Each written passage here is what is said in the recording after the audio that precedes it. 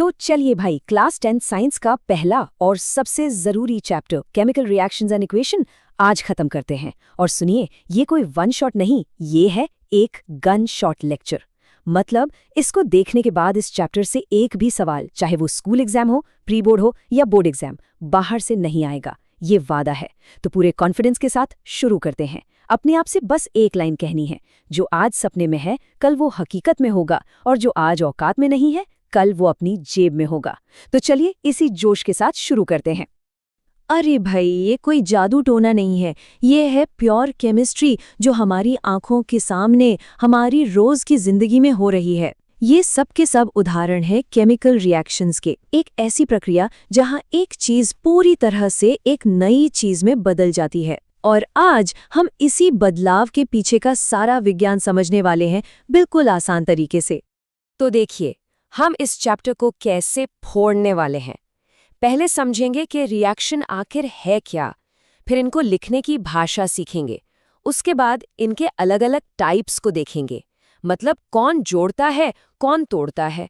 और आखिर में मैं दूंगा वो एग्जाम विनिंग टूल किट जिससे नंबर पक्के हो जाएंगे। ठीक है, तो अब सीधे मुद्दे पर आते हैं। सबसे पहला और सबसे जरूरी सवाल, आखिर ये केमिकल रिएक्शन होता क्या है, और उससे भी जरूरी, हम इसे पहचानेंगे कैसे? चलो देखते हैं। देखो, बहुत ही सिंपल सी बात है। जब भी कोई प्रोसेस हो और उससे कोई नई चीज बन जाए जिसके गुण, जिसकी प्रॉपर्टीज पहले वाले से एकदम अलग हों, तो समझ लो केमिकल रिएक्शन हो गया। सबसे बेस्ट एग्जाम्पल सोचो। हाइड्रोजन एक ऐसी गैस जो खुद जलती है, ऑक्सीजन एक ऐसी गैस जो जलने में मदद करती है, और जब ये दोनों मिलते हैं तो बनता है पानी, जो आग को बुझा देता है। देखा, प्रॉपर्टीज पूरी तरह से बदल गई। बस यही है केमिकल रिएक्शन। अब सवाल ये है कि हमें पता कैसे चलेगा कि रिएक्शन हुआ भी है या नहीं। तो इन 4 जासूसों पर नजर रखनी है। क्या स्टेट बदल गया, मतलब सॉलिड से लिक्विड या गैस कुछ हुआ? क्या रंग में कोई बदलाव आया? क्या उसमें से गैस के बुलबुले निकल रहे हैं? या फिर जिस बीकर या टेस्ट ट्यूब में रिएक्शन हो रहा है, क्या वो गर्म या ठंडा हुआ? सुनो, अगर वो गर्म हो जाए, मतलब रिएक्शन अपनी एनर्जी, अपनी गर्मी बाहर फेंक रहा है, उसे हम कहते हैं एक्सोथर्मिक। और अगर वो ठंडा हो जाए, मतलब वो आसपास से गर्मी खींच रहा है, सोख रहा है, तो उसे कहते हैं एंडोथर्मिक। इन चारों में से कुछ भी दिखे तो मुबारक हो, एक केमिकल रिएक्शन हो चुका है। ओके, तो रिएक्शन पहचानना तो आ गया, लेकिन अब साइंटिस्ट की तरह उसे लिखना भी तो सीखना पड़ेगा। देखो, साइंटिस्ट लोग सिंबल्स और फॉर्मूलों की एक स्पेशल भाषा यूज करते हैं, जिसे कहते हैं केमिकल इक्वेशन। और इस भाषा का सबसे बड़ा नियम है इक्वेशन को बैलेंस करना। समझ लो कि हर इक्वेशन एक चाय बनाने की रेसिपी है। एरो के लेफ्ट साइड यानी LHS पर होते हैं रिएक्टेंट्स। ये हमारी सामग्री है, पानी, चाय पत्ती, चीनी, दूध। और एरो के राइट साइड यानी RHS पर होते हैं प्रोडक्ट्स। ये हमारा फाइनल रिजल्ट है, एक बढ़िया सी चाय। तो सिंपल है, रिएक्टेंट्स रिएक्ट करते हैं और प्रोडक्ट्स बनाते हैं। लेकिन सवाल ये है कि बैलेंसिंग करनी ही क्यों है? क्या जरूरत है?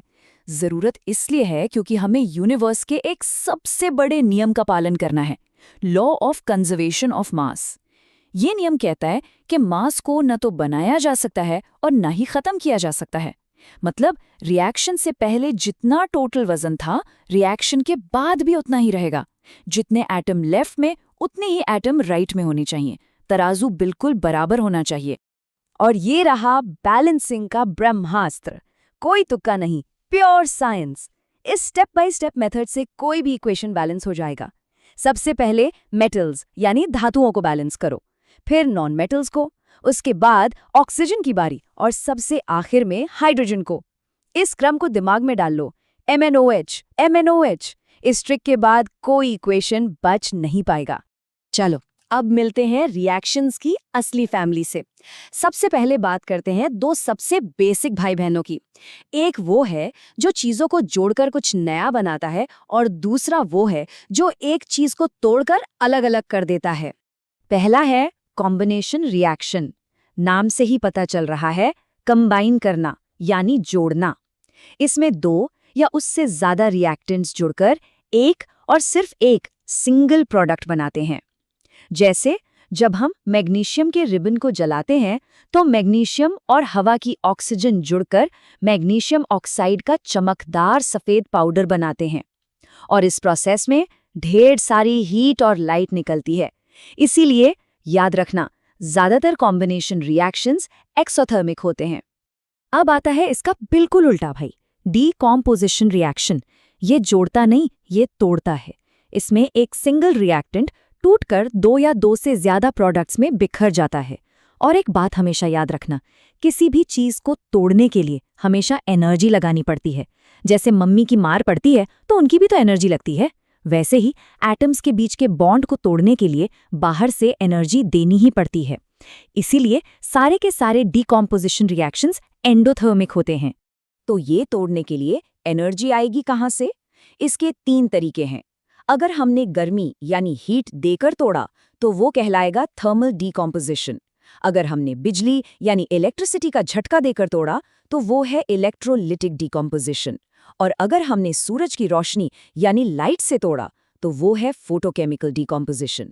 थर्मल डीकम्पोजिशन का एक सुपरस्टार एग्जाम्पल है फेरस सल्फेट की कहानी, जो एग्जाम में बार बार आती है। शुरू में इसके क्रिस्टल होते हैं हरे रंग के। जब हम इसे गर्म करते हैं तो पहले ही अपना पानी खो देता है और सफ़ेद हो जाता है। और ज़्यादा गर्म करने पर ये टूटकर लाल भूरे रंग का फेरिक ऑक्साइड बनाता है और साथ में निकलती है जले हुए सल्फर जैसी बदबूदार गैस। ये जो रंगों का बदलना है ना, ग्रीन से वाइट, वाइट से रेडिश ब्राउन, ये एग्जाम में ज़रूर पूछा जाता है। अच्छा, तो अभी तक हमने जोड़ना और तोड़ना सीखा। अब आते हैं उन रिएक्शंस पर जहां असली पावर गेम होता है, जहां एलिमेंट्स के बीच लड़ाई होती है कि कौन ज्यादा ताकतवर है।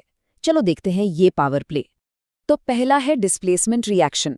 इसमें एक ज्यादा रिएक्टिव यानी ज्यादा पावरफुल एलिमेंट आता है और एक कमजोर, कम रिएक्टिव एलिमेंट को उसके कंपाउंड से, उसके घर से लिटरली लात मार के बाहर निकाल देता है और खुद उसकी जगह बैठ जाता है। और पता है, ये जो पावर का खेल है ना, ये असल में इलेक्ट्रॉन्स का खेल है। इसीलिए इन रिएक्शंस को हम रेडॉक्स रिएक्शन भी कहते हैं। रेडॉक्स मतलब रिडक्शन और ऑक्सीडेशन। एक इलेक्ट्रॉन देता है यानी ऑक्सीडेशन, दूसरा इलेक्ट्रॉन लेता है यानी रिडक्शन। लेकिन हमें कैसे पता चलेगा कि कौन ज्यादा पावरफुल है? उसके लिए है ये रिएक्टिविटी सीरीज। ये एलिमेंट्स की पावर लिस्ट है। जो इस लिस्ट में जितना ऊपर है वो उतना ही बड़ा बॉस है। और इसे याद करने का एक मजेदार तरीका है, कुड़ी नाल कार मांगो। यहाँ कुड़ी यानी के पोटेशियम, नाल यानी Na सोडियम, कार यानी Ca कैल्शियम, और ऐसे ही पूरी सीरीज। नियम सिंपल है, ऊपर वाला नीचे वाले को उसकी जगह से हटा सकता है। अब देखो ये रेडॉक्स काम कैसे करता है। जब हम लोहे की कील यानी Fe को नीले रंग के कॉपर सल्फेट सॉल्यूशन में डालते हैं तो क्या होता है? लोहा जो सीरीज में कॉपर से ऊपर है ज्यादा पावरफुल है, वो कॉपर को धक्का मारता है। यहाँ आयरन Fe 2 इलेक्ट्रॉन देता है और आयन बन जाता है। ये हुआ ऑक्सीडेशन।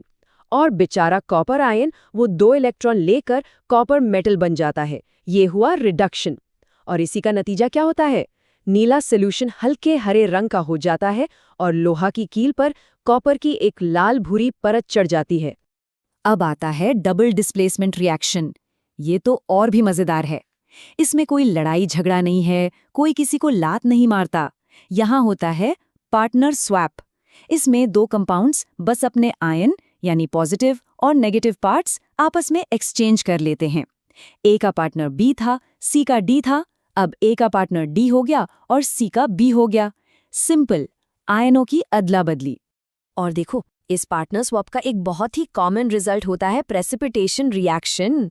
मतलब एक ऐसी चीज बनती है जो पानी में घुलती नहीं, एक सॉलिड की तरह नीचे बैठ जाती है, जिसे हम प्रेसिपिटेट कहते हैं। वैसे ऑक्सीडेशन की बात चली है तो इसके 2 सबसे बदनाम रियल लाइफ एग्जाम्पल भी देख लो, कोरोजन और रैंसिडिटी। लोहे पर जंग लगना कोरोजन है, जो कि आयरन का स्लो ऑक्सीडेशन है। और चिप्स के पैकेट पुराने होने पर जो गंदी सी महक आती है वो रैंसिडिटी है, जो कि फैट्स और ऑयल्स का ऑक्सीडेशन है। दोनों ही असल में धीमे और अनचाहे रिडॉक्स रिएक्शंस ही हैं। चलो, तो अब हम आ गए हैं सबसे जरूरी हिस्से पर, अंतिम पड़ाव। ये है वो टूल किट जो एग्जाम में नंबर पक्के करवाएगी। कुछ बहुत जरूरी बातें और ट्रिक्स, ध्यान से सुनना। चलो, पूरे चैप्टर का एक फास्ट फॉरवर्ड रिवीजन करते हैं। पहला, बैलेंसिंग एक नियम है, उसे फॉलो करना ही है। दूसरा, कॉम्बिनेशन मतलब जोड़ना, और ये ज्यादातर एक्सोथर्मिक होता है। तीसरा, डीकॉम्पोजिशन मतलब तोड़ना, और ये हमेशा एंडोथर्मिक होता है। चौथा, डिस्प्लेसमेंट एक पावर गेम है जो असल में एक रेडॉक्स रिएक्शन है। और 5वां डबल डिस्प्लेसमेंट में होती है आयनों की अदला बदली। बस ये इस चैप्टर के मूल मंत्र हैं। और अब एक सीक्रेट एग्जाम ट्रिक, वो लेड नाइट्रेट को गर्म करने वाला मुश्किल सा रिएक्शन याद है, PbNO3 वाला, जिसको बैलेंस करने में पसीने छूट जाते हैं? उसमें बस एक नंबर याद रखना है, 4। नाइट्रोजन डाइऑक्साइड यानी NO2 का कोएफिशिएंट हमेशा 4 होता है। बस ये एक नंबर याद कर लो और वो मुश्किल इक्वेशन सेकंडों में बैलेंस हो जाएगा। ये है एक असली गन शॉट टिप। तो ये था आपका पूरा का पूरा चैप्टर एक गन शॉट के अंदर।